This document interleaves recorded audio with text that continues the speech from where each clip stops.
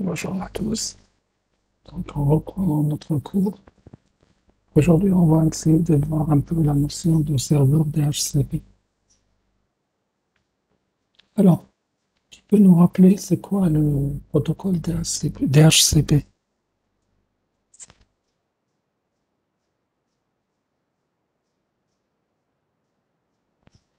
Monsieur Ben Osman, qu'est-ce qu'un protocole DHCP?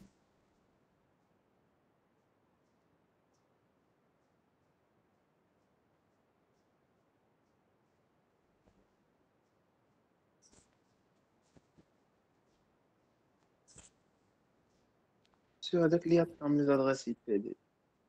D'accord. Donc, comme le dit vos camarades Bob et Nawal, protocole DHCP, c'est un protocole qui est là pour simplifier la configuration IP de vos clients. Ça veut dire quoi? Ça veut dire que généralement, quand on n'utilise pas un serveur DHCP, on est dans l'obligation de configurer nous-mêmes chaque nouveau client. Par configurer chaque nouveau client, ça veut dire quoi? Nous devons le rajouter au réseau, nous devons lui donner une adresse IP, un masque, une passerelle par défaut, etc. Quand on a besoin de gérer généralement un petit réseau, ça ne pose pas de problème. Mais quand on a besoin de gérer plusieurs ordinateurs sur le réseau, qu'on le fait manuellement, ça va non seulement nous prendre énormément de temps, imaginez le faire pour une centaine de PC, mais en plus, généralement, vous risquez de commettre beaucoup d'erreurs. Pourquoi commettre beaucoup d'erreurs? Parce que si vous devez modifier une adresse, si vous devez faire une nouvelle planification d'adresse, vous êtes obligé de tout noter, d'avoir une documentation là-dessus, pour éviter de créer ce qu'on appelle des conflits d'adresse IP.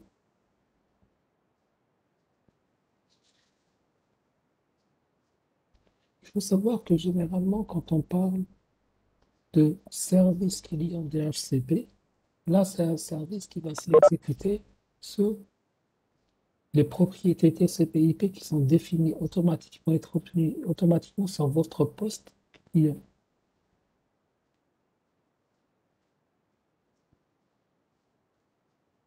Il faut savoir que aussi que le DHCP est également un service très important pour les utilisateurs mobiles qui changent souvent de réseau. Vous avez remarqué que généralement, lorsque vous vous connectez à un réseau Wi-Fi, on ne vous demande pas à chaque fois d'introduire votre adresse IP. Par exemple, vous êtes chez vous, vous allez vous connecter à votre réseau Wi-Fi, vous allez partir ailleurs, je ne sais pas, dans un centre commercial ou bien vous allez partir dans une agence ou là où vous travaillez. Il y aura des réseaux Wi-Fi ou chez un ami.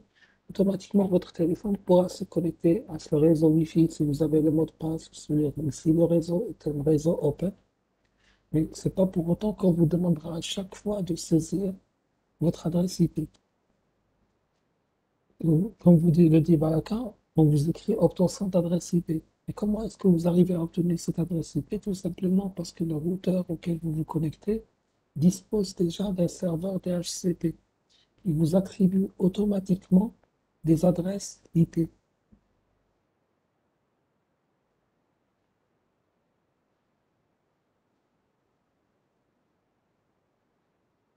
Il faut savoir que généralement, les clients qui vont utiliser un serveur DHCP vont pouvoir utiliser l'adresse obtenue pendant un certain temps. Alors, le temps durant lequel vous allez pouvoir utiliser cette adresse IP est défini par le serveur DHCP, qui réellement est défini par l'administrateur. Donc, cette période durant laquelle vous allez pouvoir utiliser votre adresse IP est appelée un byte. Je vous l'explique.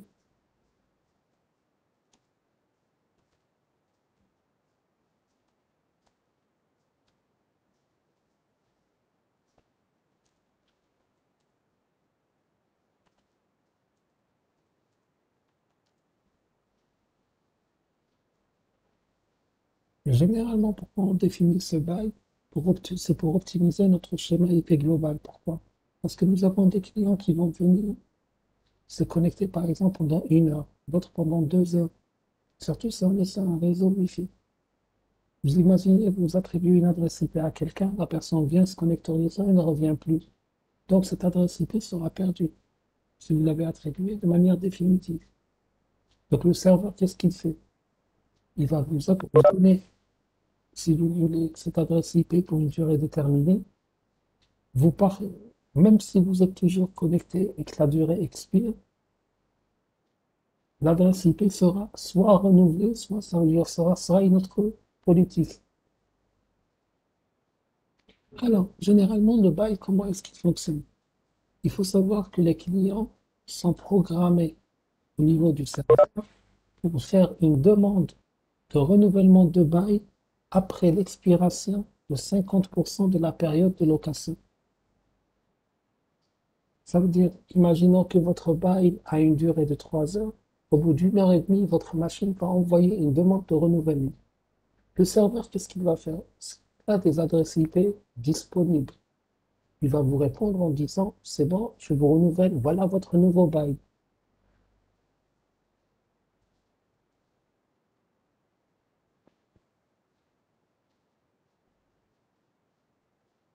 Alors, si il ne dispose pas d'adresse IP avec le moment, qu'est-ce qu'il va faire? Il ne va pas vous répondre. Et là, votre client va devoir refaire une nouvelle demande de bail par la suite. Alors, il y a une autre notion qui est tout aussi intéressante, c'est la notion de NAP. Alors, NAP, c'est quoi? C'est, c'est un outil qui fait partie d'un ensemble d'outils qui peut empêcher l'accès complet à un intranet pour les ordinateurs qui ne sont pas conformes à des exigences d'intégrité du système. Ça veut dire quoi? Ça veut dire si je programme mon app en lui disant, si par exemple une machine qui n'est pas mise à jour ne peut plus accéder au réseau. Donc qu'est-ce qu'il va faire? Dès que vous vous connectez à mon réseau, il va vérifier est-ce que votre machine est mise à jour. Si c'est le cas, vous accédez, il vous laisse accéder. Si ce n'est pas le cas, il va vous bloquer l'accès au réseau. Ça, c'est un exemple. Maintenant, généralement, le NAP, on l'utilise avec le DHCP. Donc, ils travaillent ensemble. Pourquoi est-ce qu'on va l'utiliser avec le DHCP? Tout simplement pour permettre d'isoler les ordinateurs, soit qui sont infectés, soit qui contiennent des logiciels qui ne sont pas conformes à la politique de l'entreprise, soit qui ne sont pas mis à jour. Comment est-ce qu'ils vont faire cette isolation? Tout simplement, les administrateurs auraient programmé une plage d'adresses pour ces machines-là, et cette plage d'adresses ne pourra pas communiquer avec le reste du réseau. Donc, automatiquement, dès que le NAT voudra isoler une machine, il donnera instruction au serveur DHCP qui, lui, qu'est-ce qu'il va faire? Il va tout simplement modifier l'adresse IP de la machine, son masque ou ce que vous voulez, de telle manière la mettre dans un segment isolé du réseau.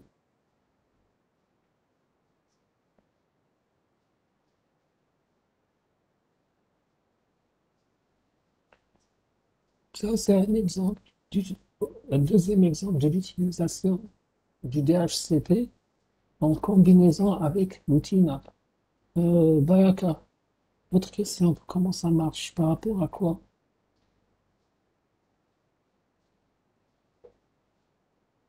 Ah, pour savoir si la machine est infectée. Tout simplement, ça peut fonctionner de deux manières différentes, de trois, quatre, cinq, autant que vous voulez. La première manière, c'est quoi? C'est tout simplement de vérifier le rapport de l'antivirus de la machine. Parce que généralement, dans les entreprises, vous avez ce qu'on appelle des antivirus network, des antivirus réseau, qui ont une configuration client-serveur. Donc, tous les rapports de votre antivirus sont transmis à votre serveur.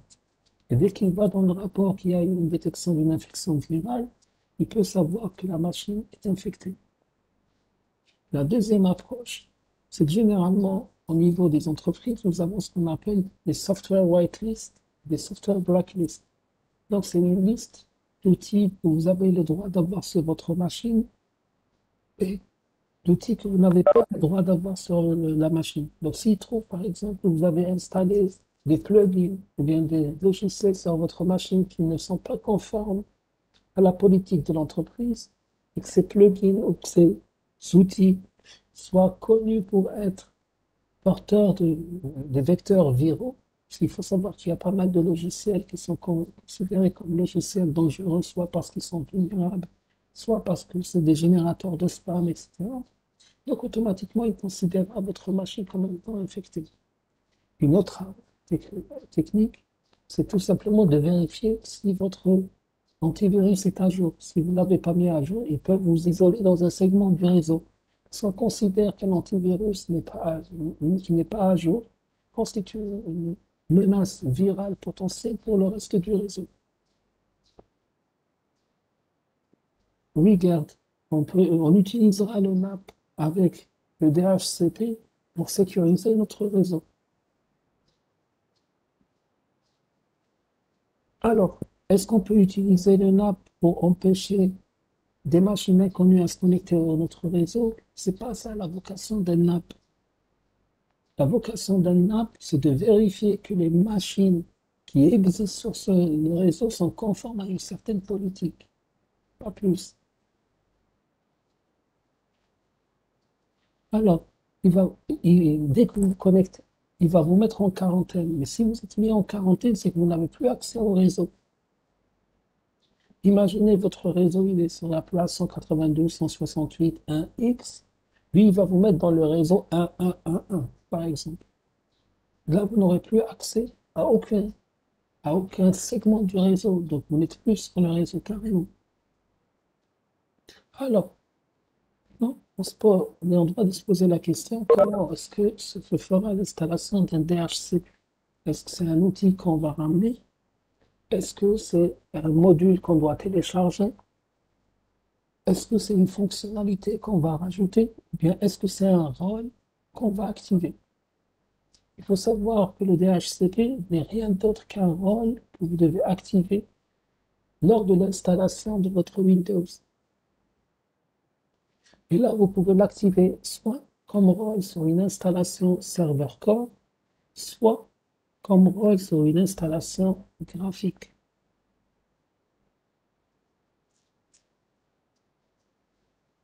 Donc là, vous avez le choix.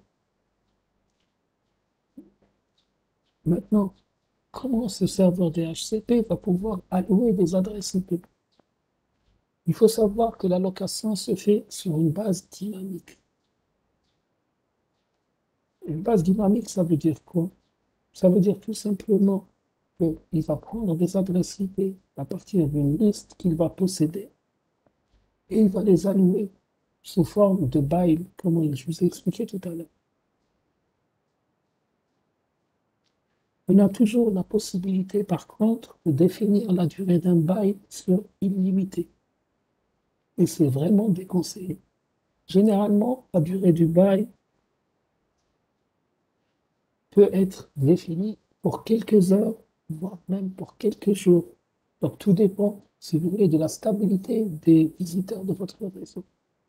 Je m'explique. Si je suis dans une entreprise sur un réseau filaire, je peux me permettre de la définir sur quelques jours.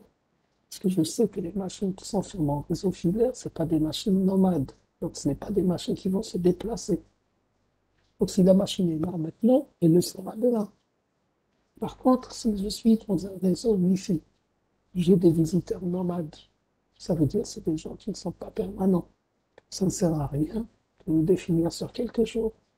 Je prends un exemple. Imaginons que je suis dans une entreprise et que je définis une portion de mon réseau Wi-Fi, certaines salles, que j'appelle Wi-Fi visiteur. Un visiteur à mon entreprise, ce n'est pas forcément quelqu'un qui viendra tous les jours. C'est plutôt quelqu'un qui ne viendra pas tous les jours. Donc, à quoi bon lui définir un bail de 3 jours? Ça veut dire que la personne, peut-être qu'elle est venue pour 3 heures de temps, mais que cette adresse IP lui sera associée pendant 3 jours. Donc, pendant 3 jours, je ne pourrai plus donner cette adresse IP à quelqu'un d'autre. Et si je fais ça, je me retrouverai très vite en rupture d'adresse IP, surtout si c'est une entreprise ou une administration qui doit soi-disant plus de 500 personnes par jour. Vous imaginez 500 personnes, chacune va prendre une adresse IP pour 3 jours et il ne va plus revenir. Et donc demain, il y aura d'autres personnes qui viendront. ben, ces personnes-là n'auront plus d'adresse IP.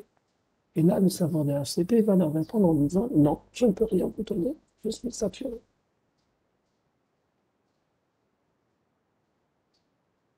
Il faut savoir qu'il y a une petite norme qui dit que la durée de location par défaut, généralement, elle est 8 jours pour les clients câblés, elle est de 3 jours pour les clients sans fil, mais si vous voulez, résidents, et elle est de 3 heures pour les clients sans fil non résidents.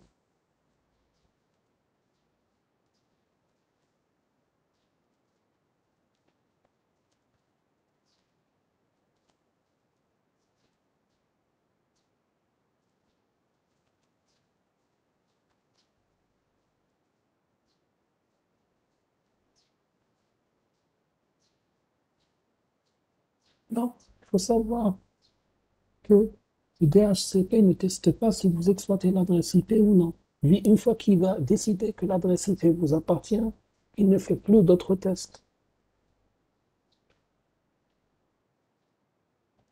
Généralement, les non-résidents, on vous dit qu'il faut la définir à 3 heures. Il faut savoir que généralement aussi, le DHCP utilise des diffusions IP pour initier la communication. Donc là, on se pose la question, comment est-ce qu'il va communiquer avec des machines qui n'ont pas encore d'adresse IP? Parce que vous, quand je prends le cas simple, vous allez vous connecter à un réseau Wi-Fi, vous n'avez pas d'adresse IP.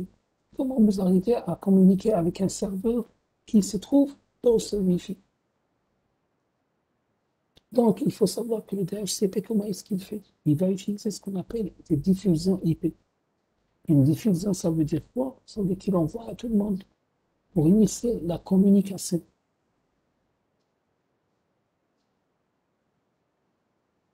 Ce n'est pas les clients qui font, qui commencent, mais c'est le serveur toujours qui commence. Donc, le serveur envoie en permanence des messages de diffusion pour initier la communication. Donc, si ça se fait de cette manière, ça veut dire que le serveur DHCP est limité à la communication au sein uniquement de son sous-réseau IP. Cela signifie que donc, si nous avons plusieurs réseaux, il doit exister un serveur DHCP pour chaque sous-réseau IP. Par défaut, tous les systèmes d'exploitation Microsoft sont configurés pour obtenir automatiquement une adresse IP. Comment ça? Tout simplement, pour qu'un ordinateur soit un client DHCP, il doit obligatoirement être configuré pour obtenir automatiquement une adresse IP. Dans un réseau où le serveur DHCP est installé, le client DHCP va répondre aux diffusions DHCP. Ça veut dire quoi? Ça veut dire si votre client, vous l'avez configuré sur une adresse IP statique, même s'il y a un serveur DHCP, il n'y aura jamais d'interaction entre le client et le serveur DHCP. Parce que le serveur DHCP va envoyer de manière périodique dans le temps ces messages de diffusion. Il le fait périodiquement, mais en contrepartie, votre machine, si elle a une adresse IP statique, elle va ignorer ces messages.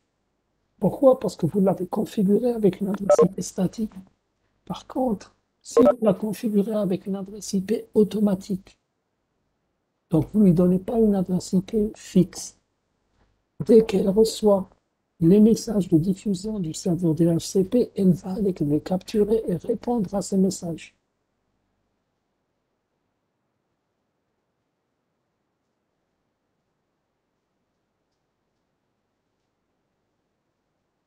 Alors, comment fonctionne réellement le renouvellement du bail DHCP? Il faut savoir que lorsque votre bail, comme on l'a dit tout à l'heure, va atteindre 50% de sa durée, le client va tenter automatiquement de renouveler le bail. C'est un processus qui est complètement transparent à l'utilisateur. C'est quelque chose que l'utilisateur ne verra pas.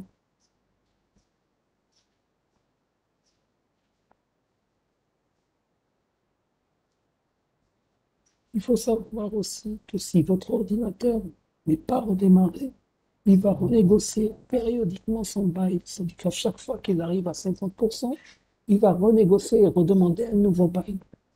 Donc, pour tenter de renouveler un bail, le client, qu'est-ce qu'il fait?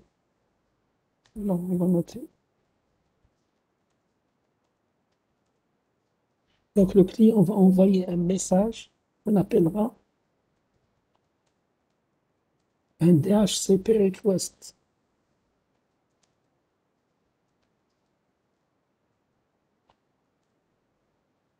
Alors, c'est un message unicast, d'accord? Donc, ce n'est pas du multicast. Donc, le message est adressé directement vers le serveur DHCP. Du moment où le client connaît déjà l'adresse du serveur DHCP, vu qu'il a eu un premier bail, alors, ce message, qu'est-ce qu'il va contenir? Il va contenir tous les nouveaux paramètres qui ont changé depuis l'expiration du bail d'origine.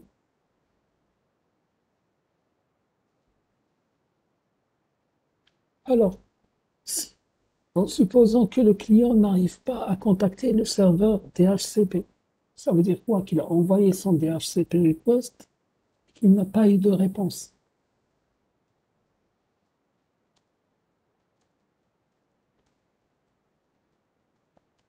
Donc, si aucune réponse n'est reçue, le client va attendre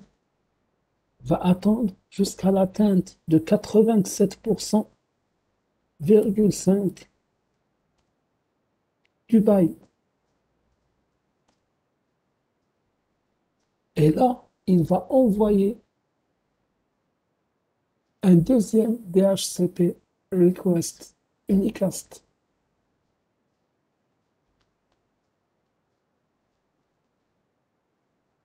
Donc, la première fois, il le fait à 50%. La deuxième fois, il le fait à 87,5% de la durée du bail. Seulement, tout à l'heure, on avait dit qu'il va faire un unicast. Là, ça va évoluer. Comme la première fois, on ne lui a pas répondu, là, il va faire une diffusion. Donc, il va faire un multicast. Ça veut dire quoi? À 50%, il a envoyé vers son serveur DHCP. Le serveur DHCP n'a pas répondu. Donc là, le client a deux suppositions. Soit que le serveur DHCP n'existe plus, soit qu'il a changé d'adresse, soit qu'il a changé de paramètre, qu'il y a un problème. Donc là, qu'est-ce qu'il va faire? Il va envoyer en multicast une requête à toutes les adresses IP. Peut-être qu'il y a un deuxième serveur DHCP qui va répondre. Peut-être qu'il y a ce qu'on appelle un relais DHCP qu'on verra par la suite dans le cours, qu'on verra aujourd'hui tout à l'heure. Peut-être. Donc là, il y a plusieurs suppositions. Donc là, il ne s'adresse plus au serveur qui a donné le bail d'origine uniquement, mais il s'adresse à tout serveur potentiel. Cependant, il faut noter que cette demande de diffusion concerne un renouvellement de bail, pas un nouveau bail.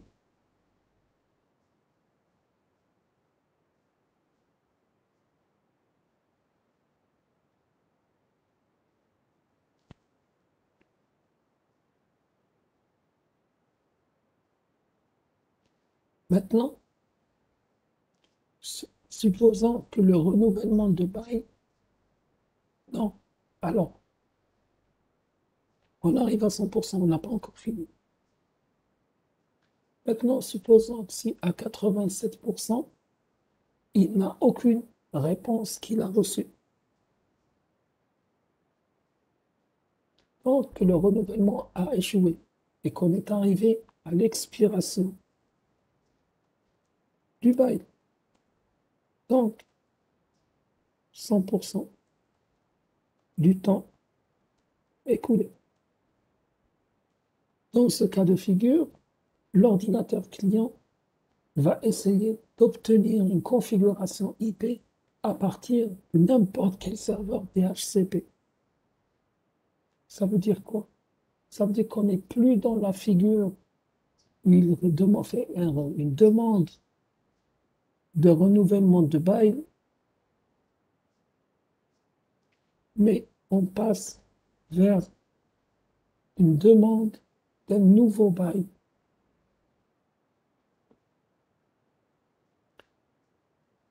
Il faut savoir aussi que chaque fois qu'un client redémarre pendant la période du bail, il va contacter la passerelle par défaut configurée.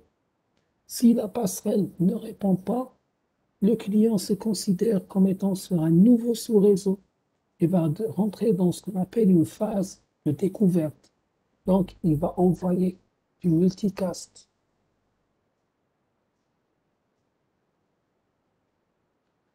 Pourquoi est-ce qu'on considère ça? Parce qu'un ordinateur éteint peut être déplacé quand il est éteint. Je prends un exemple. Vous avez un ordinateur portable qui est branché sur un nouveau sous-réseau. Ensuite, le propriétaire, qu'est-ce qu'il va faire? Il va l'éteindre. Il va sortir, il va rentrer chez lui. Et il va se connecter sur un nouveau réseau. Là, la machine, automatiquement, au redémarrage, elle considère tout simplement qu'elle a redémarré. Donc, elle va envoyer un message à la recherche de sa passerelle. Si elle trouve la même passerelle, le problème ne se pose pas. Si elle trouve c'est une autre passerelle, la passerelle ne répond pas. Donc, elle va demander directement un nouveau bail.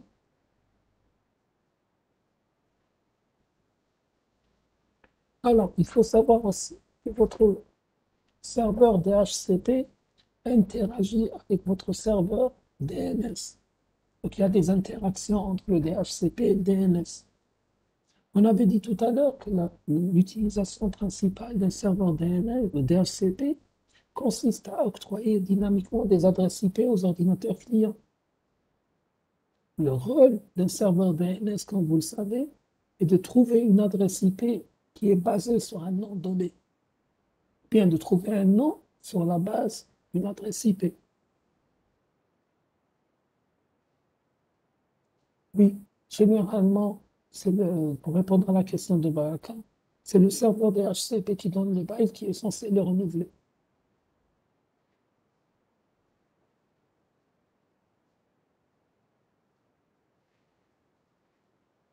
Oui, obligatoirement. Parce que tout simplement, vous avez généralement un serveur DHCP par segment réseau. Ça ne sert à rien d'avoir deux segments dans le même segment réseau. Donc, c'est forcément lui qui va le renouveler. Donc, on disait,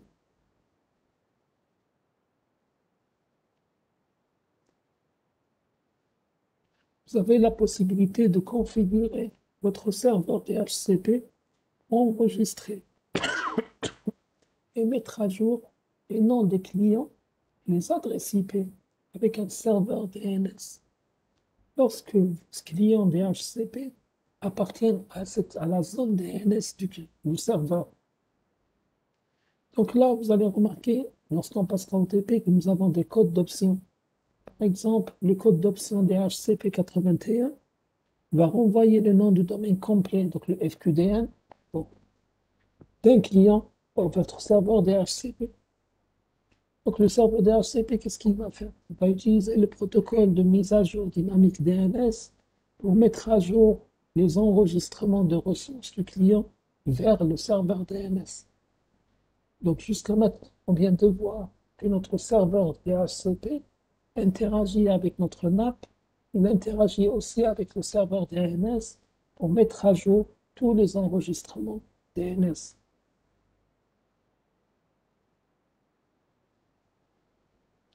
Il faut savoir aussi, quand on parle de serveur DHCP, il existe ce qu'on appelle des stratégies DHCP. Donc, on peut créer des stratégies DHCP dans le but de permettre à notre serveur DHCP d'évaluer les demandes d'adresse IP par rapport aux stratégies qu'on va définir. Ça veut dire quoi? Ça veut dire que notre serveur DHCP va appliquer ces stratégies sur différentes étendues spécifiques en utilisant un ordre de traitement qu'on aurait défini. Maintenant, lorsque une demande arrive vers notre serveur DHCP et qu'il satisfait les conditions d'une stratégie donnée, donc que va faire le serveur? Il va fournir les paramètres spécifiques au client par rapport aux stratégies à laquelle elle correspond.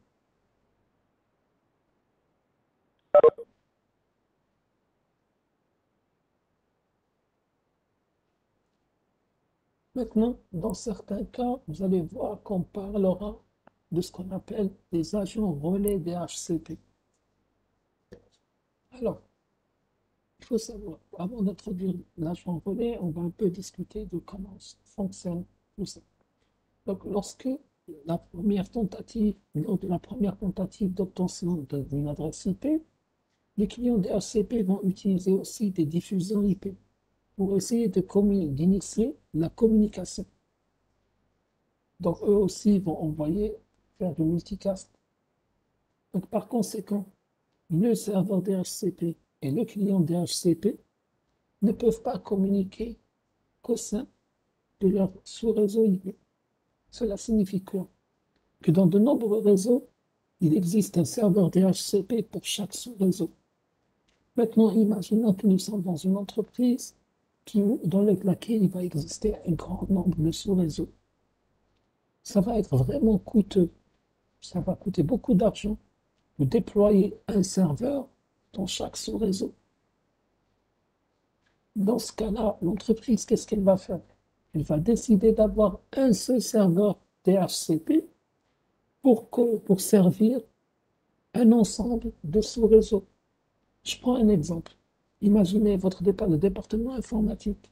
Imaginons que dans le département, il va y avoir un sous-réseau pour chaque laboratoire, un sous-réseau pour chaque spécialité. Est-ce que vous pensez que le département va pouvoir se permettre d'acheter, bon déjà, il n'achète rien à la base, d'acheter un serveur pour chaque sous-réseau? C'est quelque chose d'impossible. Dans ce cas-là, qu'est-ce qu'ils vont faire? Ils vont prendre un seul serveur DHCP pour tout le département. Maintenant, pour que ce serveur puisse répondre aux demandes d'un client DHCP, il doit pouvoir recevoir ces demandes. Et comme on l'avait dit tout à l'heure, c'est des sous-réseaux différents. Comment est-ce qu'une demande peut partir d'un sous-réseau vers un autre? C'est pour cela qu'il y a eu la création de ce qu'on appelle la configuration des agents relais DHCP. Alors, c'est des agents qu'on va pouvoir déployer dans chaque sous-réseau.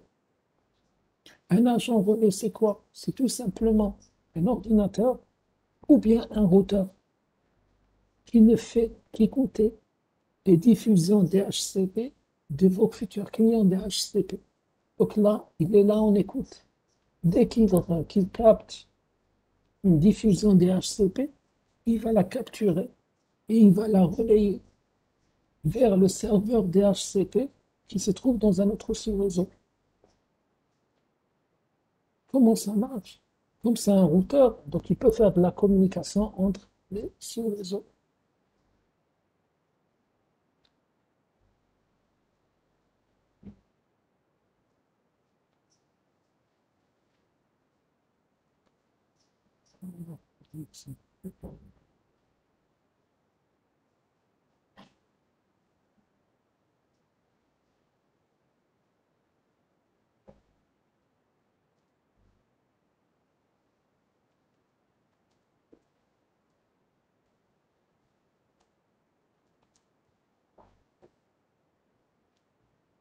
Alors,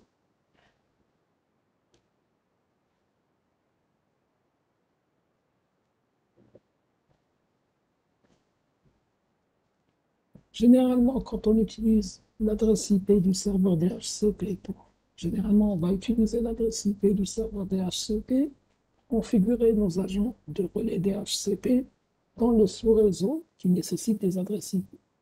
Donc, une fois qu'on a installé nos agents de relais DHCP, les paquets de diffusion sont relayés de manière unicast. Ça veut dire quoi? Ça veut dire que le client va faire du multicast. L'agent relais capture le paquet. Ensuite, lui, comme il connaît l'adresse IP du serveur, ce n'est plus la peine qu'il fasse du multicast. Donc l'agent relais à faire tout simplement du unicast par la suite.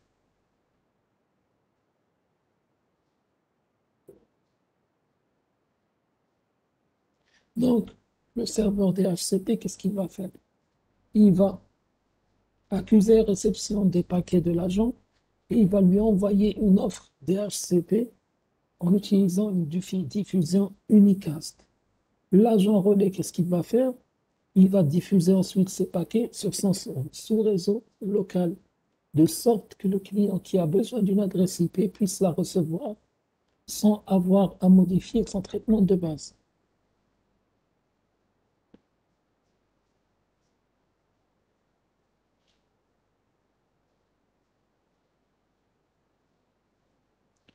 Maintenant, nous avons aussi la possibilité de relayer les paquets DHCP dans d'autres réseaux en utilisant des routeurs compatibles avec la RFC 1542.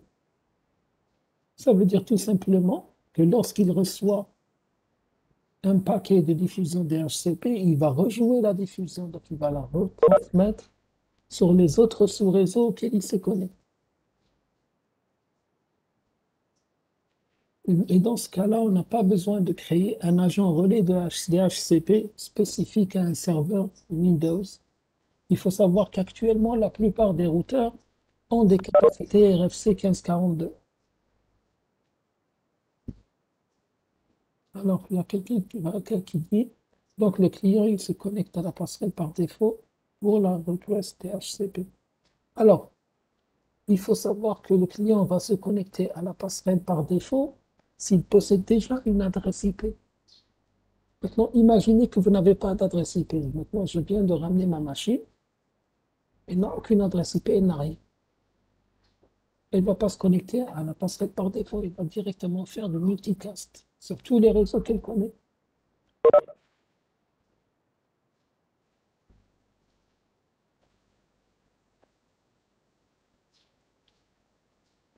Alors, généralement, on se connecte à la passerelle lors du redémarrage. Si une passerelle est déjà configurée sur la machine.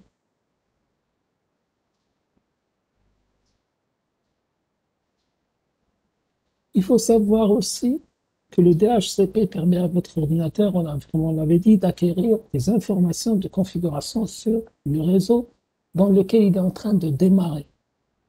Pour cela, la communication DHCP se produit généralement avant même que vous ne puissiez vous authentifier, c'est-à-dire avant même que l'utilisateur ne puisse saisir son mot de passe, avant même que l'ordinateur ne puisse s'authentifier auprès du contrôleur de domaine. Donc, comme le protocole DHCP est basé sur les diffusions IP, les serveurs DHCP qui sont configurés d'une manière incorrecte dans un réseau peuvent fournir aussi des informations non valides au client. Il faut faire attention à ça. Donc, on peut éviter ça en autorisant notre serveur, en donnant des autorisations appropriées à notre serveur. Dans ce cas-là, l'administrateur du domaine, qu'est-ce qu'il va faire? Il va utiliser un processus qu'on appelle généralement autorisation DHCP pour pouvoir enregistrer le serveur DHCP dans le domaine Active Directory afin de pouvoir prendre en charge les clients DHCP. Maintenant, Active Directory, il faut savoir qu'on doit déjà autoriser le rôle serveur DHCP avant de pouvoir commencer à allouer des adresses IP dans le domaine. Il faut savoir qu'il est possible d'avoir un seul serveur DHCP qui fournira des adresses IP pour tous les réseaux qui contiennent plusieurs domaines ADDS. Si je veux faire ça, je dois utiliser un compte administrateur d'entreprise pour autoriser le serveur DHCP et non pas un compte administrateur du domaine local. Maintenant, je peux avoir ce qu'on appelle un serveur DHCP autonome. Un serveur DHCP autonome, c'est tout simplement un serveur DHCP qui ne fait pas partie de mon domaine. J'ai toujours la possibilité de ramener un serveur, d'installer plus le rôle serveur DHCP est de le mettre sur mon réseau sans qu'il soit dans le domaine. Maintenant, quel est le problème qui reste de se poser? Imaginez que j'ai un serveur DHCP autonome qui détecte un serveur DHCP autorisé dans le domaine. Comment est-ce que les deux serveurs vont interagir selon vous? Qu'est-ce qui va se passer?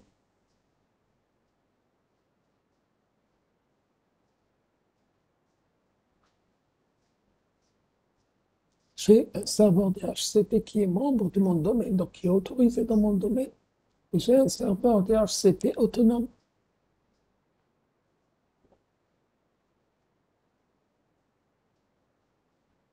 Logiquement, comme le dit Baraka, il peut y avoir une confusion d'adresse IP. C'est pour cela que les serveurs DHCP ont été configurés pour qu'ainsi le serveur DHCP autonome détecte un serveur DHCP autorisé dans le domaine, il va automatiquement arrêter d'allouer des adresses IP. Puis il va s'arrêter automatiquement. Donc, je répète, si un serveur DHCP autonome détecte un autre serveur DHCP autorisé dans le domaine, il va automatiquement arrêter d'octroyer des adresses IP et il va finir par s'arrêter automatiquement. Donc ce type de conflit ne pourra pas exister. Maintenant, il faut savoir qu'il existe de nombreux périphériques réseau qui ont un logiciel de serveur DHCP intégré. Ça peut être les routeurs, ça peut être d'autres types d'équipements que vous avez mis sur ces réseaux. Mais il faut savoir que souvent ces réseaux ne reconnaissent pas les serveurs autorisés par DHCP et peuvent, eux, par contre, allouer des adresses IP aux clients. Dans cette situation, vous êtes obligé d'effectuer une enquête pour détecter les serveurs non autorisés. Ils sont embarqués sur des périphériques. Une fois que vous les avez trouvés, vous devez les désactiver manuellement.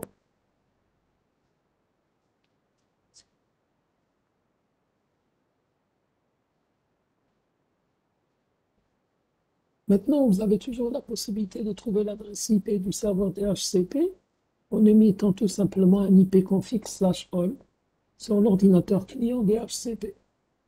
Et là, vous allez avoir l'adresse IP de votre serveur DHCP activée. Je prends un exemple, une seconde, de taper.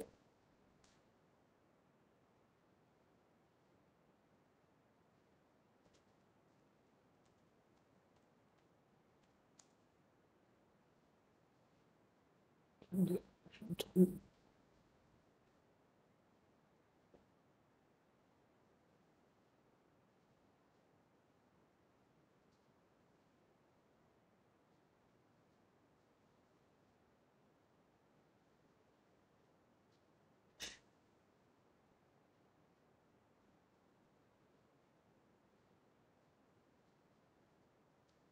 Alors, je viens de faire mon ipconfig/all sur ma machine. Bon, j'ai le nom de l'hôte, type de nœud, etc. Si je vais vers ma carte Ethernet, bon, j'ai les références de la carte. Là, il me dit adresse physique, oui. Configuration automatique activée, oui. Si c'est une configuration automatique, donc automatiquement, je sais que c'est une adresse dynamique. Ensuite, bail obtenu. Donc, il me donne la date à laquelle j'ai obtenu mon bail. Donc, le mercredi 9 juin à 9h51. Mon bail expire le 2 juin à 9h51. Donc, j'ai un bail de 24 heures. Et j'ai la passerelle par défaut. Et l'adresse de mon serveur DHCP. Donc, c'est comme ça qu'on peut savoir quelle est l'adresse du serveur DHCP qui a octroyé, si vous voulez, l'adresse à ma machine. Vous pouvez vous amuser à le faire sur vos machines. Si vous utilisez un serveur DHCP, vous allez avoir les informations relatives au serveur.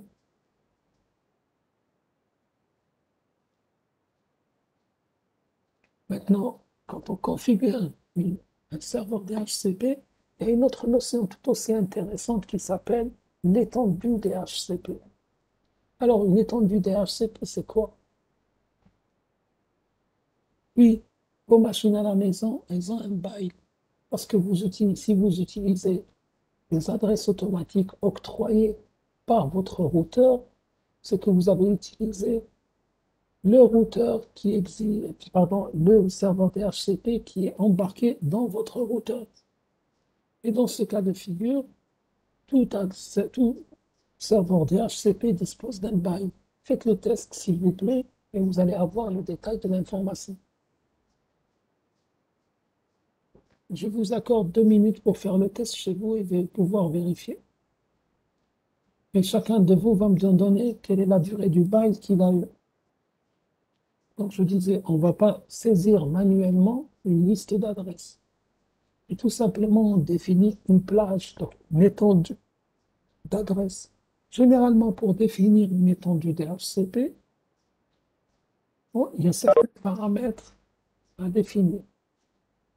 D'abord, on définit le nom de cette étendue. Pourquoi? On définit un nom pour l'identifier, parce que je peux avoir plusieurs étendues. Par exemple, plage pour des serveurs, plage pour des imprimantes, etc. Ensuite, on définit la plage d'adresse IP. La plage, ça veut dire quoi? C'est tout simplement, on va définir l'étendue d'adresse IP. Donc, par exemple, de l'adresse X à l'adresse Y. Par exemple, du 192.168.1 jusqu'à 192.168.50. Voilà la plage qu'il peut allouer. Généralement, pourquoi est-ce qu'on définit des plages? Parce que je peux avoir différents types de périphériques et je réserve une plage pour chaque type de périphérique. Ou bien je peux tout simplement définir une plage d'adresse IP quand je veux qu'elle soit allouée de manière dynamique, alors que j'ai une autre, je me réserve certaines adresses IP pour les donner de manière statique. À titre d'exemple, certains serveurs, je ne peux pas leur donner d'adresse dynamique. Par exemple, le contrôleur de domaine. Si je lui donne une adresse dynamique, ça va être la catastrophe sur mon réseau. Imaginez que si votre contrôleur de domaine change d'adresse IP, tout ce qui va se faire, c'est que les machines ne retrouveront plus mon serveur plutôt, contrôleur de domaine. Et tout mon domaine va s'écrouler. Donc, oui, c'est une plage, tout simplement, c'est une étendue d'adresse IP. Donc, c'est un intervalle d'adresse IP. Ensuite, pour définir notre étendue, on doit définir le masque de sous-réseau. Une fois qu'on a défini le masque de sous-réseau, on définit ce qu'on appelle une exclusion. Une exclusion, c'est quoi? C'est une propriété dans laquelle on va dire, par exemple, j'ai une plage composée de 50 adresses, mais je veux que telle et telle adresse qui se sont dans la plage ne puisse pas être utilisée. Une autre propriété, c'est ce qu'on appelle le retard. Alors, le retard, c'est quoi? C'est la quantité de temps à attendre avant de faire un DHCP offert. Donc, avant de lancer une offre DHCP. Ensuite, on doit définir la durée de notre bail et on définit ce qu'on appelle les options. Alors, il faut savoir qu'il existe beaucoup de propriétés facultatives sur une étendue. Par exemple, je peux définir l'option 6 pour dire, voilà, ça c'est un serveur DHCP. Je peux définir l'option 15, l'option 3. Donc, tout ça, c'est différentes options qui ont pour but de pouvoir implémenter, si vous voulez, certaines fonctionnalités propres à certains contextes.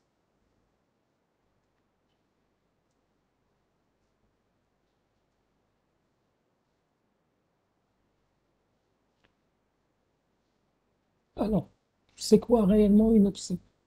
Il faut savoir que le serveur DHCP peut configurer plus que les adresses IP. Il peut permettre de fournir des informations concernant les ressources réseau, par exemple le serveur DNS, la passerelle par défaut, etc. Les options DHCP sont des valeurs pour des configurations connues en matière de données qu'on peut appliquer sur le serveur, l'étendue, la réservation, etc. Un code d'option va nous permettre d'identifier les options qu'on veut, si vous voulez, implémenter. Et la plupart des codes d'options, généralement, sont documentés dans des RFC. Alors, les plus connus, vous avez par exemple le code 1, c'est pour définir le masque, le code 3, c'est pour les routeurs, le 6, c'est pour le serveur DNS, le 15 pour le nom de domaine, etc. Par exemple, si je prends l'option 66, c'est pour ce qu'on appelle le boot server hostname. Alors, les options, si vous voulez, c'est des codes qu'on va utiliser tout simplement pour pouvoir fournir certaines informations à travers le réseau.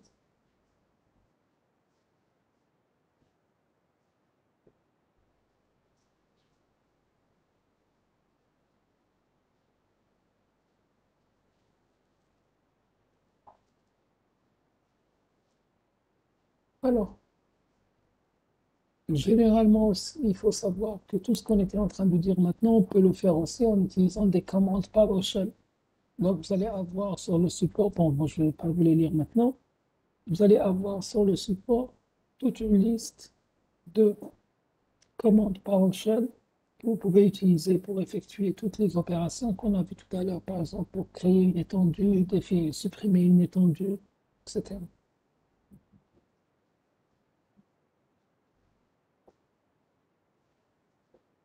Il faut savoir aussi qu'en utilisant le DHCP, on peut faire ce qu'on appelle une réservation.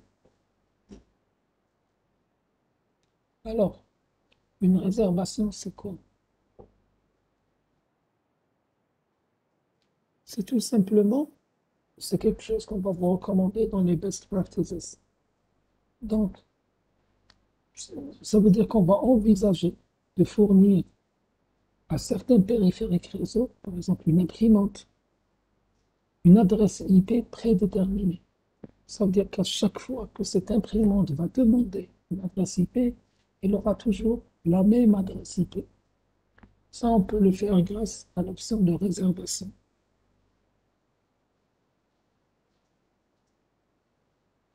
Et ça nous permet aussi de définir, de nous assurer que les adresses IP que l'on va définir en dehors d'une étendue configurée ne seront pas être attribuées à un autre appareil. Donc, en d'autres termes, une réservation, c'est quoi? C'est que je prends une adresse IP spécifique dans une étendue et je vais la réserver en permanence pour un client défini. Généralement, pour la réserver à un client défini, il suffit seulement d'associer l'adresse IP à l'adresse MAC de votre client. Et ceci nous permet de nous assurer que ce client aura toujours une adresse IP, même si toutes les adresses de l'étendue ont été épuisées. Imaginez que dans mon étendue, j'ai 50 adresses et que j'en ai réservé une. Les 49 vont être utilisées, même s'il y a un autre client qui demande une 50e adresse, on ne lui donnera jamais l'adresse réservée. Il aura un message qui va lui dire qu'il n'y a plus d'adresse à donner. Parce qu'avec l'adresse, elle est déjà réservée à un autre client. Et je vous ai dit, généralement, pour faire la réservation, vous allez utiliser tout simplement l'adresse MAC. Alors, pourquoi est-ce qu'on la fait pas directement statique? Tout simplement parce que c'est plus facile pour moi en tant qu'administrateur de tout gérer à partir de mon serveur que de me déplacer physiquement vers les différentes machines pour faire des adresses statiques. Imaginez, j'ai une imprimante qui se trouve, je ne sais pas, au 20e étage, une autre qui se trouve au 3e étage. Vous imaginez vous déplacer à chaque fois vers les imprimantes pour lui affecter ces adresses statiques.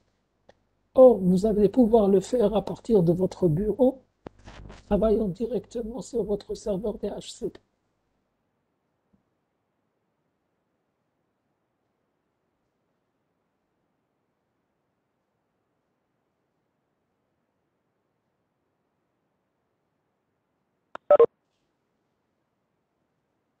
Alors, dites-moi, avant de passer à autre chose, est-ce que vous avez compris ce qu'est une option DHCP? Bien, on revient là-dessus. Donc, pour résumer seulement, une option DHCP nous permet d'aller au-delà de la configuration d'une simple adresse IP. Ça nous permet de fournir des informations sur les ressources réseau. Je vous donne un exemple. Imaginons que j'ai un serveur DNS. Si j'active l'option par rapport au serveur DNS, alors pour le serveur DNS, on avait dit que c'est l'option 6.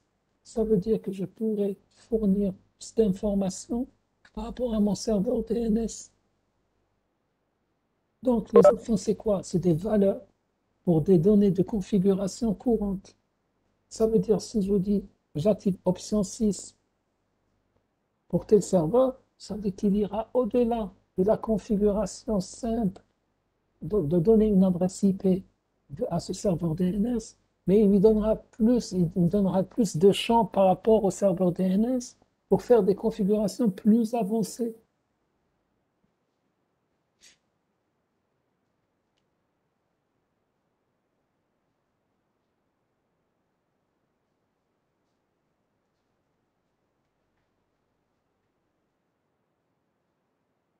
Bon, si c'est clair pour le moment, donc on va passer vers une autre notion qui est les serveurs DNS, avant de passer à notre TP.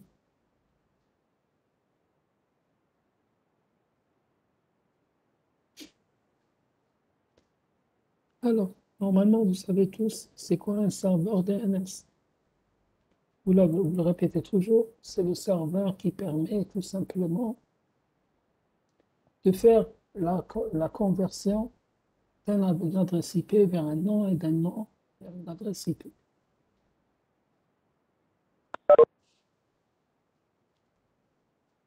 Seulement, il faut savoir que quand on parle de nom, il existe plusieurs types de noms qui sont utilisés par une application.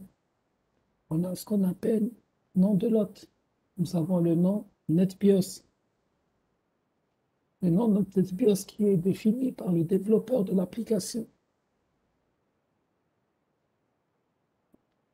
Généralement, si le développeur d'application conçoit une application pour demander des services réseau via des sockets Windows, là, on va utiliser le nom de l'hôte.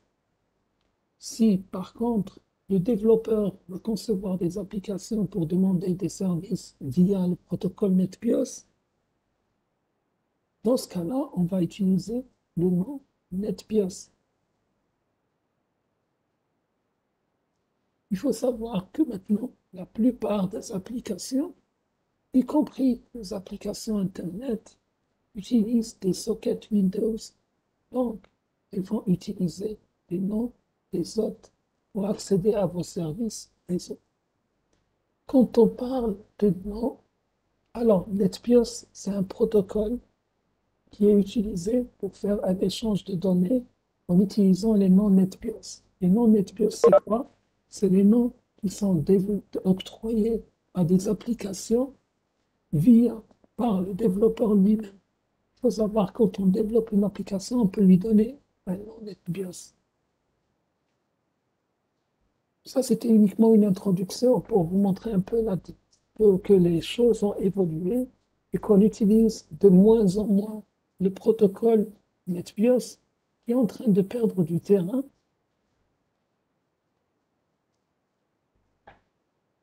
À l'avantage du protocole DNS. Il faut savoir que NetBIOS, c'est quoi? C'est pour Network Basic Input Output System. C'est une architecture réseau qui est très ancienne, qui a été développée dans les années 80 par IBM et qui est utilisée actuellement principalement par Microsoft. Et comme je vous l'ai dit tout à l'heure, oui, oui, vous allez trouver qu'il est activé sur toutes les machines. Le protocole NetBIOS, comme je vous l'ai dit, il est utilisé par Microsoft et il est activé sur vos machines.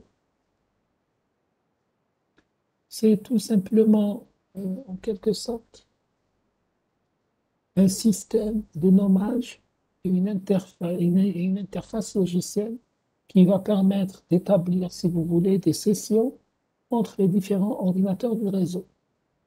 Il n'est pas forcément très utile actuellement, tout simplement parce que le DNS a pris le relais.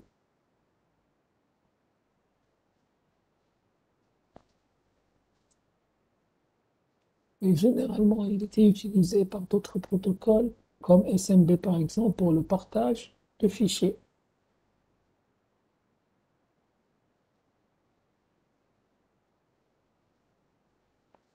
Mais c'est un protocole dont on peut se passer avec le temps.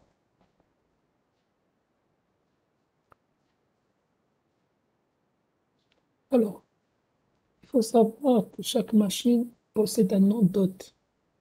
Le nom d'hôte, c'est quoi? C'est un nom convivial qui est associé à une adresse IP pour l'identifier en tant qu'hôte TCP/IP. Il faut savoir que les noms d'hôte qu'on utilise peuvent atteindre jusqu'à 255 caractères. Ça peut être des caractères alphabétiques, numériques, des points et des tirets. On peut utiliser aussi des noms d'hôtes dans différentes formes. Les formes qu'on connaît le plus, c'est soit l'alias, soit le nom complet de domaine. Alors, l'alias, c'est quoi? C'est tout simplement un nom unique qui est associé à une adresse IP. Par exemple, le nom de votre machine. Si vous allez faire ipconfig/on, vous allez avoir le nom de votre machine qui va apparaître. Maintenant, on peut combiner notre alias avec un nom de domaine pour créer ce qu'on appelle un nom de domaine complet. Si vous partez vers votre machine,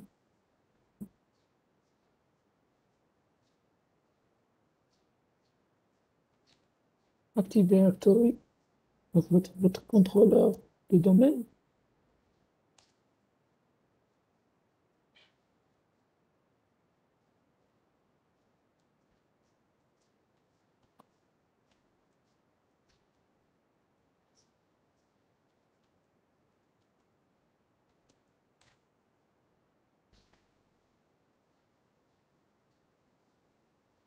vous allez avoir votre nom FQDN qui sera composé du nom du serveur, point le nom du domaine, point l'extension. Par exemple, dans mon cas, je ne me rappelle plus le nom du serveur, je pense que c'est ab.domaintest.gtr. C'est ce qu'on appelle un nom FQDN complet.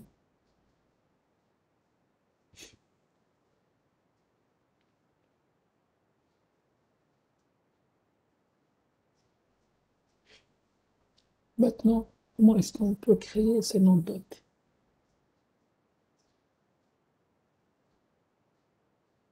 Il faut savoir qu'il n'y a généralement aucune règle pour la création des noms de d'hôtes. Généralement, la seule recommandation qu'on vous fait, c'est de créer des noms d'hôtes intuitifs et faciles à mémoriser. Mais il faut savoir que les noms d'hôtes doivent être uniques sur un même réseau. Généralement, il y a ce qu'on appelle des best practices pour la création de noms d'hôtes. On vous dit d'abord, il faudra que le nom d'hôte soit facile à mémoriser pour les utilisateurs. Essayez d'identifier toujours le propriétaire d'un ordinateur dans le nom. Par exemple, je peux mettre, je ne sais pas, Syshayeb-Lenovo 01. Ça va indiquer que Syshayeb est le propriétaire de la machine Lenovo 01. On vous dit aussi qu'il faut utiliser des noms qui décrivent le but de la machine. Par exemple, si j'ai un serveur de paye, ça ne sert à rien de l'appeler Blackwood. Il faut mieux l'appeler SRV Pay. Ça permettra aux architectes, aux administrateurs ou autres de pouvoir identifier facilement la machine. Généralement, ils n'utilisent pas la case pour indiquer le propriétaire ou l'objectif de l'ordinateur. Il faut savoir que le protocole TLS n'est pas sensible à la case, donc que ce soit minuscule ou majuscule. Pour lui, c'est exactement la même chose.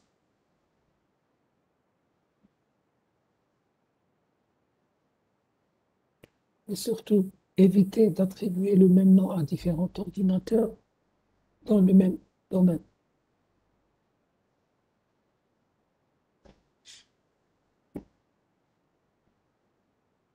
Il faut savoir qu'il y a toujours une relation de corrélation entre les noms de domaine et les adresses IP. Ce n'est pas parce que aussi l'adresse IP est dynamique et qu'elle va changer que le nom va changer.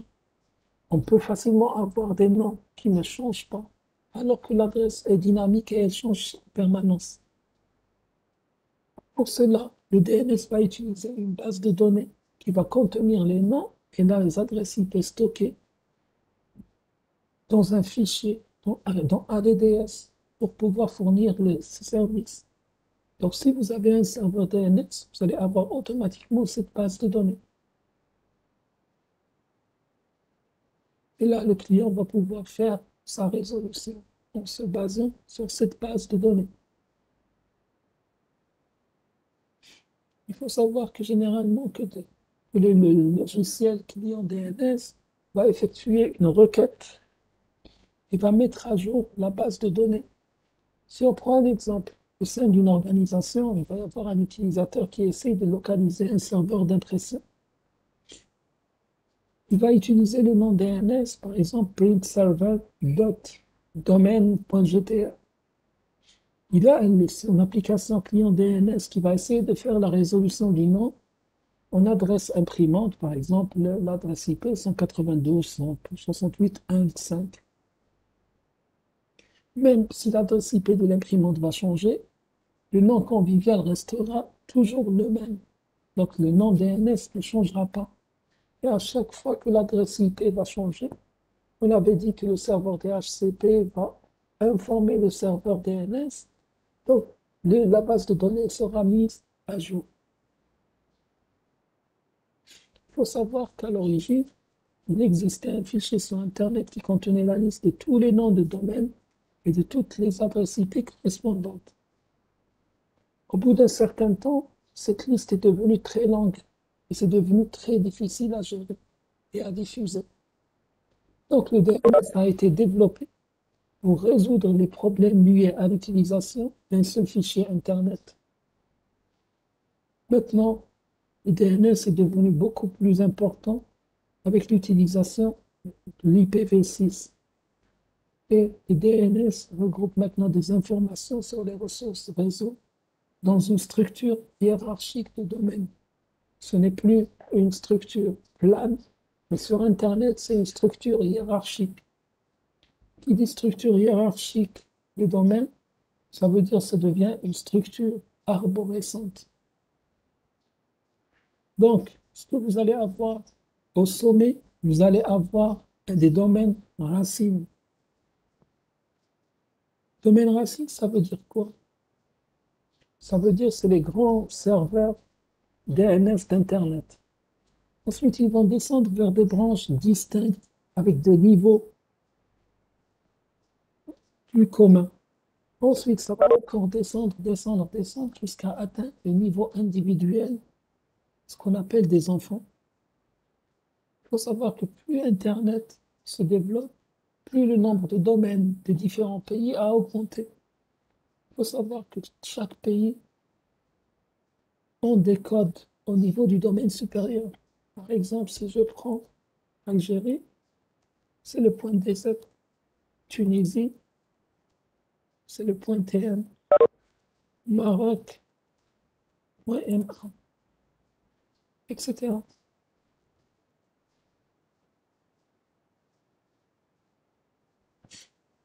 Ensuite, nous avons des organes directeurs de ces pays qui peuvent créer des domaines de second niveau qui reflètent la catégorie.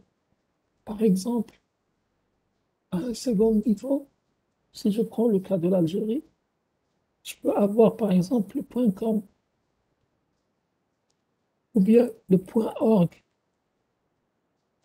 bien le point .gov. Ça veut dire quoi? Ça devient des domaines de second niveau. Ça veut dire si je vois dans mon arborescence d'un nom, j'aurai le nom .gov.tz par exemple. Si vous voyez un nom écrit de cette manière, ça veut dire, pardon.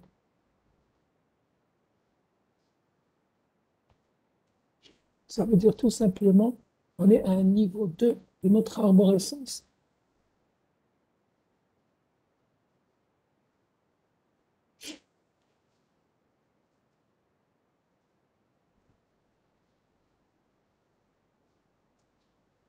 Maintenant, il faut savoir qu'Internet va utiliser un espace de nom de DNS unique avec plusieurs serveurs passés pour pouvoir participer à l'espace des noms de domaine Internet.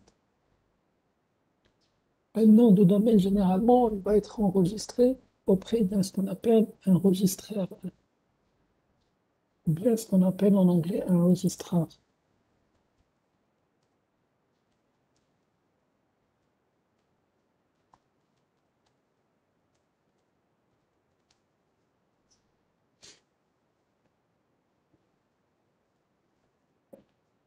Donc, à chaque fois que vous voulez héberger un site web, alors, .gov.dz, oui, c'est possible et ça existe. Attendez, je cherche.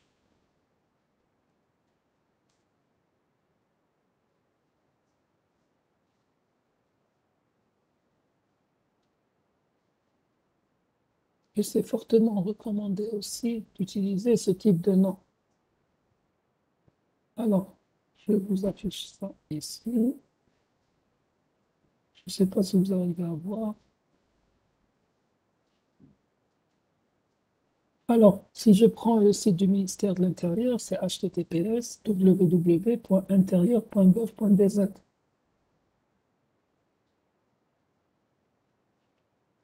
Je le copie.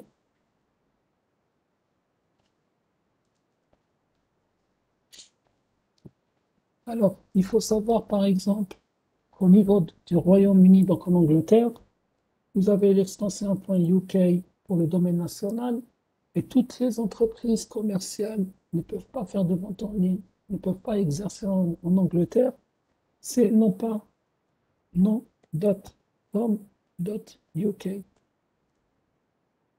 Ça, c'est une obligation en Angleterre. En Algérie, telle structuration n'existe pas. C'est laissé au choix des entreprises. Enfin, en Algérie, il n'y a pas du tout d'organisation avec. Mais bon.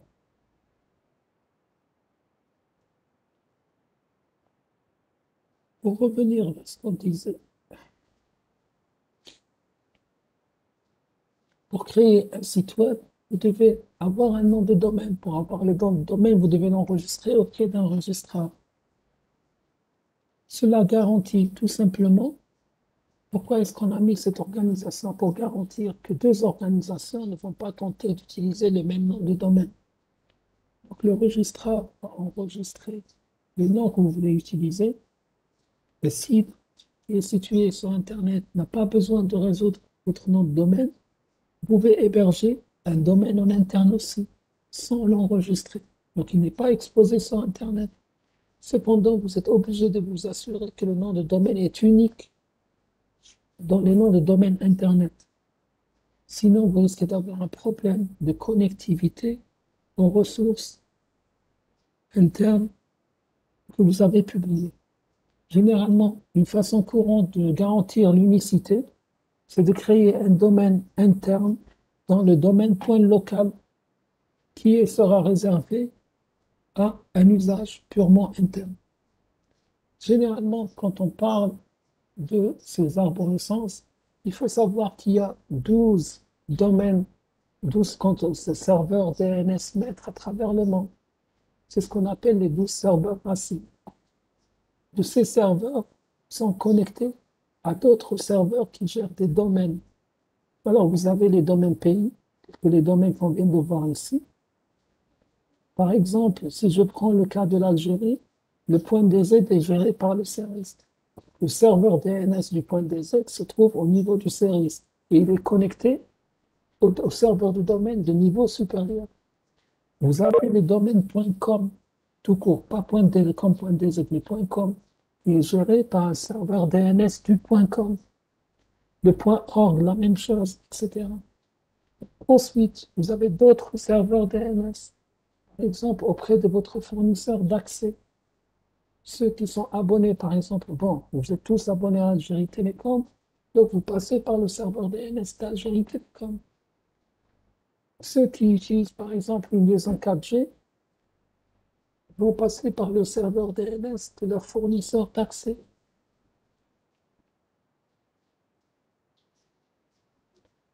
Voilà un peu comment se fait.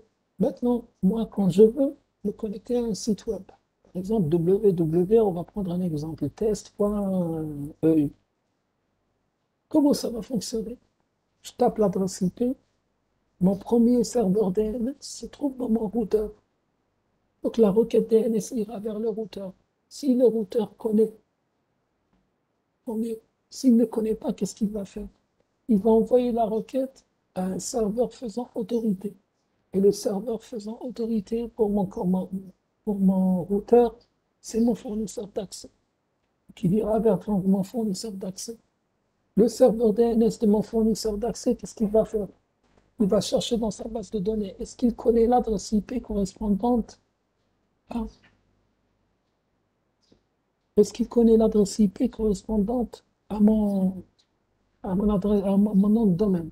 S'il la connaît, il fera la résolution, il va me répondre. Il va répondre à mon serveur DNS et au niveau du routeur. Si il ne la connaît pas, il va demander à un autre serveur faisant autorité. Mais à quel serveur il va demander?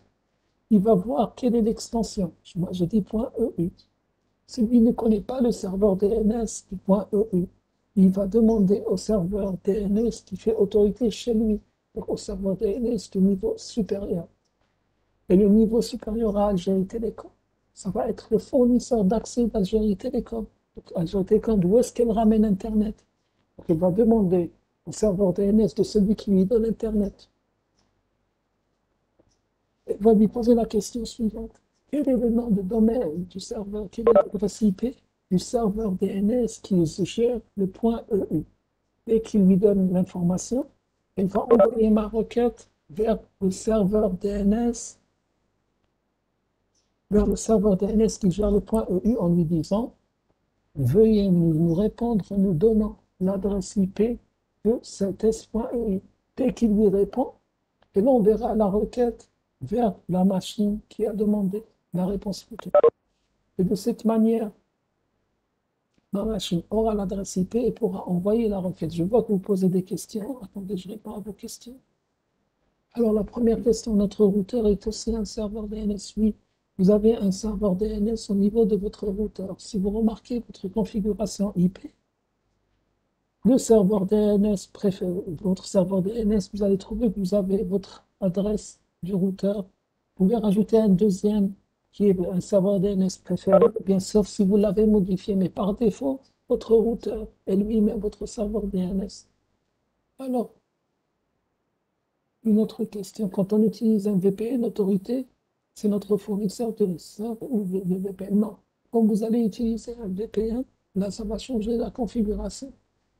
Alors, déjà, quand vous utilisez un VPN, vous allez utiliser le serveur DHCP du fournisseur de VPN. Et ce serveur DHCP qui va définir l'adresse de votre serveur DNS. Donc, tout dépend de qui est votre fournisseur VPN. Certains fournisseurs VPN vont utiliser leur propre serveur DNS. D'autres vont vous orienter vers d'autres serveurs DNS externes. Ça peut être le 8888. Ça peut être autre chose. Donc, à vous de voir. Monsieur Haman, j'ai pas compris.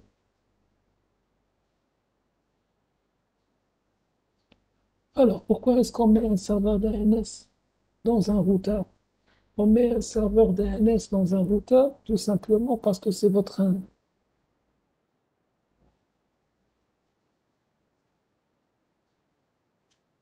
Alors, on met un serveur DNS dans un routeur tout simplement parce que le routeur, c'est le point de connexion externe et c'est lui qui va enregistrer tous les enregistrements DNS. Parce que, tout simplement, vous avez un résolveur DNS sur chaque machine qui est chez vous. Et la collation de l'ensemble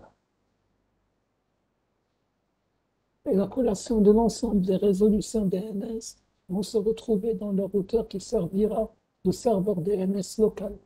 Il faut savoir que dans chaque sous-réseau, on doit avoir un serveur DNS local pour faire la résolution DNS. Je pense qu'on va arrêter là aujourd'hui pour le coup. Donc, désolé, mais je dois faire une petite pause de 10 minutes parce que là, ma voix va complètement disparaître. On se voit 10 minutes pour faire le TP. D'accord? Alors, pour le TP, démarrez seulement votre machine virtuelle. C'est tout ce que je vous demande.